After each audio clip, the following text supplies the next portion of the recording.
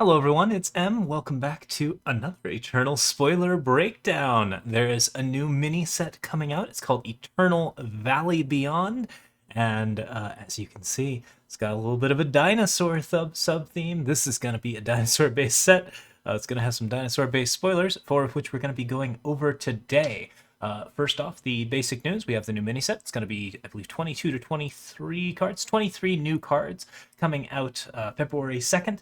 There's going to be a preview draft event on the Friday before, so should be really, really exciting stuff.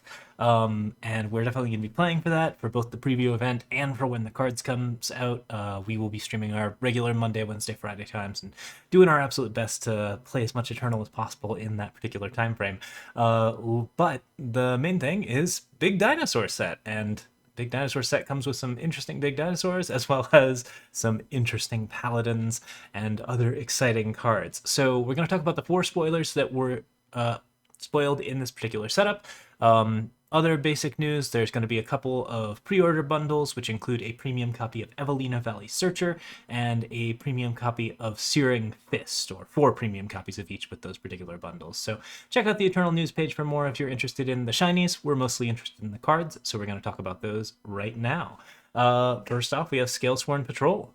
3 costs 3/2 Inscribe with Empower, give Scalesworn Patrol another one of your units, and the top unit of your deck, +1/+1. So, this is a 3-drop that comes out probably on turn 4, because you want to play it and then immediately empower it. When you play it on turn 4, you then play a power, and without your opponent being able to respond, because there's no window between when the unit comes out and when the empower trigger happens, you get to play the power and boost 2 of your units while also giving a war cry to the 3rd. So top unit of the deck, 2 units on board, and your Scalesworn Patrol starts as a 4/3 for 4, which is pretty wild stuff. Actually, you have the 1 extra power available to even deal with that afterwards.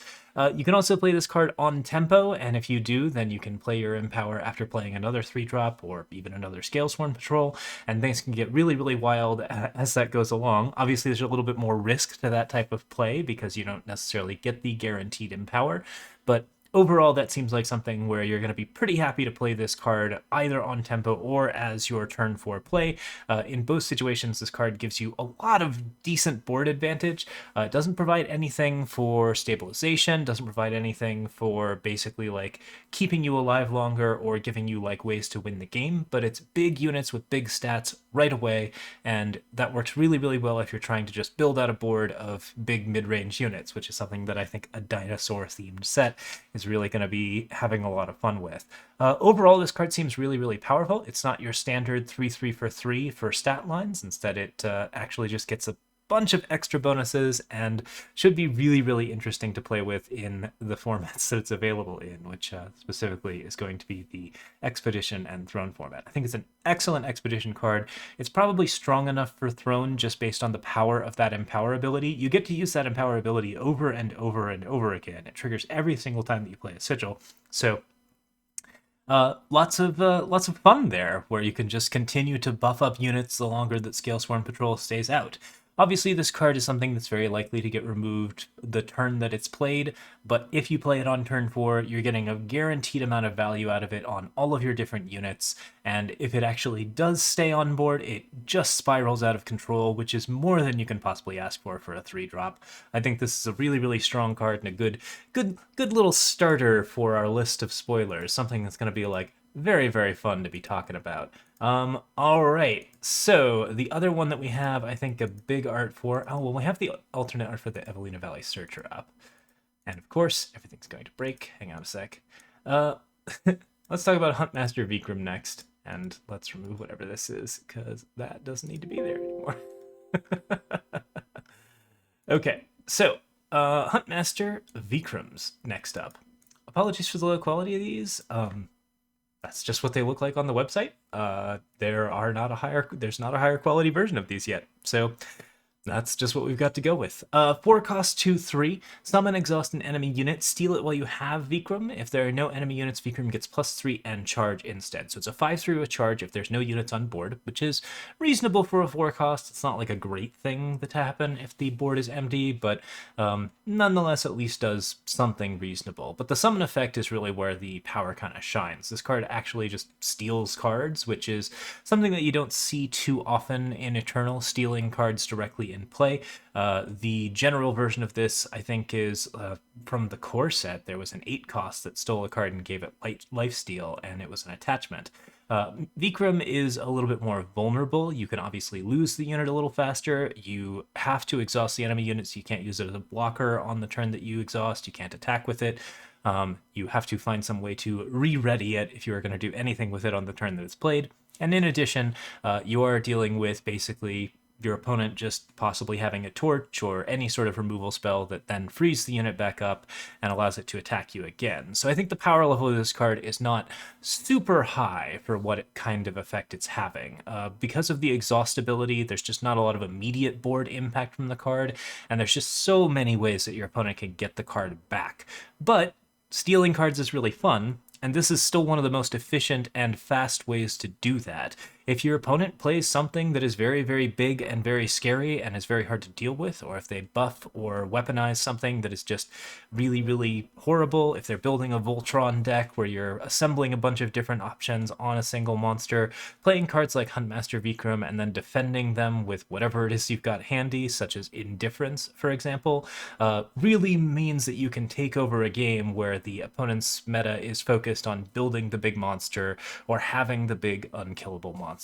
If you can just steal that from them, that's a huge tempo swing, and it's all on top of having a unit that also just happens to be a 2/3. And on empty boards, this card deals direct damage, which is something that Xenon tends to sorely lack, so it's filling a couple of interesting slots. I think it's a super solid mid-range card. I really, really like the design of this card. I would not say it's an insane power level card, but it is nonetheless something that, like, really looks like a lot of fun to play with and should be really, really good in Expedition, and potentially even in Throne, where overpowered bombs are sort of the word of the day, and stealing those overpowered bombs can be particularly effective. Of course, this still doesn't do anything for the onboard summon effects that most cards are going to have in Throne, so it's sort of dealer's choice and meta choice as to whether or not Huntmaster Vikram is going to be a really, really good card or just a fun card. Speaking of fun cards, we have our first dinosaur. There are 2 dinosaurs that were spoiled on this set, and the first one I think is going to be the big one. Actually, maybe we should focus on this one last. Let's actually talk about Carnivore Yearling first, because the other one's delightful. Carnivore Yearling, 2/1 for 3, Overwhelm, summon +2/+2 and lifesteal. So it's a 4/3 with lifesteal ordinarily, but it also has the ability to draw another Carnivorous Yearling from your deck. Now, between these 2 choices, I think that if you are playing Carnivorous Yearling, most of the time what you're going to really want is to take the 4/3. Like, if you play this on 3, a 4/3 with Lifesteal and Overwhelm is a pretty powerful card. This card allows you to stabilize really well. It does a lot of damage. It has Overwhelm, which is great, and like the Overwhelm really only works if the card is a 4/3, not a 2/1. A 3-cost 2/1 is not a card that you super want to play most of the time. Where Carnivorous Yearling's other ability kind of shines is when you're getting up into like the 6 to 9 power range, and you just need to get the card out of your deck. Once you've played your first 4/3, you're really, really happy with it. If you draw another Carnivorous Yearling late in the game, you're not going to be quite as happy with the second 4/3, but you might be very happy with it if it comes with an additional 2/1 on top of that as your last card or top deck. So basically, this just allows you to really sort of set up some nice modular shenanigans where you can play a Carnivorous Yearling into another Carnivorous Yearling. You can empty out your deck of the cards and stop drawing them after that happens, and you can get yourself into a situation where you're just playing some nice 4/3s with lifesteal.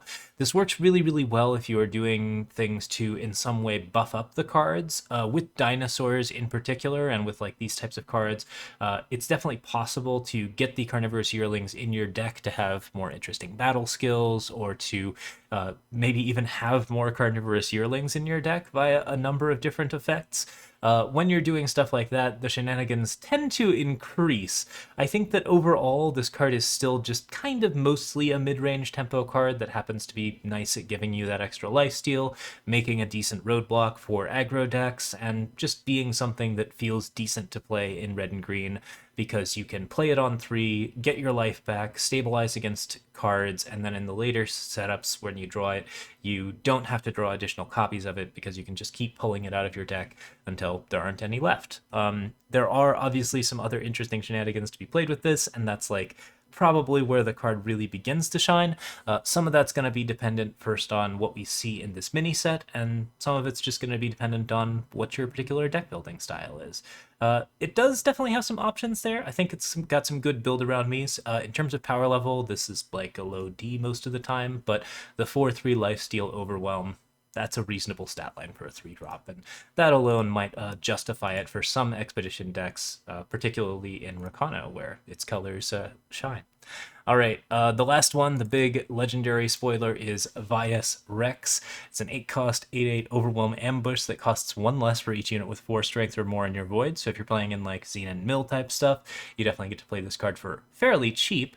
The card has Overwhelm, which is something that you don't generally see on these big 8/8 stat blocks, but it also has Ambush and Summon Flying this turn, meaning it ambushes flyers.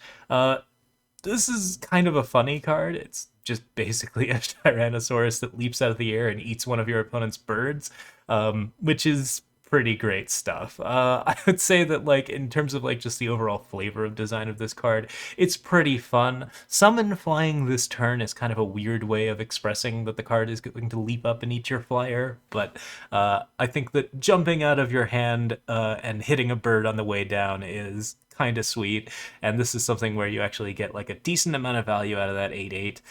You get to play the card fairly cheap, sometimes as cheap as like 3 or 4, and then if you're just playing in a fairly dinosaur heavy deck, which this mini set promises to sort of expand upon the idea of a pretty dinosaur heavy deck, Vias Rex is going to be like much cheaper and much easier to play most of the time. I like this card in sort of just general big time. I don't know that the Xenon sort of play it back thing is going to be quite as important, considering that the card is mostly just a big block of stats. The Overwhelm does matter, and the Ambush does matter since it gives the card a pseudo-charge effect. This card just kills your opponent really fast, and that's an important product or an important quality for an 8-drop to have. So, like, I think this is something where you can definitely get some really, really good value out of it. Overall, it's not doing anything that's like completely game-breaking. It's just a small value engine that also happens to deal a lot of damage in the process. It's a single color unit with even stats that's not a hero. Oh wait, it is a hero. Vias Rex is a hero. Okay, cool. A very heroic Tyrannosaur. Regardless, this is something where you actually get to do some like really interesting shenanigans and just play your big scary dinosaur, which I hope is going to be a big theme in this set. And as far as that goes, it's going to be super, super fun. Yeah, so that's all of the spoilers that have been spoiled so far. The announcement for this just went up like I think less than an hour ago as of recording. This will probably come up I think 2 hours after that. So yeah, gonna be a really, really fun little mini set. I'm very, very excited for big dinosaurs. Big dinosaurs are just, you know, generally always a really, really fun archetype, and all of these files are wildly different sizes, so all of the images are very different. But if you're looking for the pre-order bonuses, one of the bundle packs contains this alternate art copy of Evelina Valley Searcher, and that's going to be an absolute blast. In addition, playing in the draft preview event, which is going to be a Scions draft that should include cards from the set, will basically allow you to just sort of preview these cards, even though you won't get them into your deck like a normal draft. And that'll contain some basically alternate art copies of the Molten Fist, but I wanted to mostly just show off the Evelina Valley Searcher because that one looks really, really cool. Okay, so that's all the news on the new mini set. Again, that comes out February 2nd, and you can look for us playing on that day, as well as just in general. It's going to be a really, really good time. I'm super excited to be jamming some more Eternal soon, and as always, you can find me on Twitch TV/LocoPojo. Thanks so much for watching. We'll see you next time. Cheers.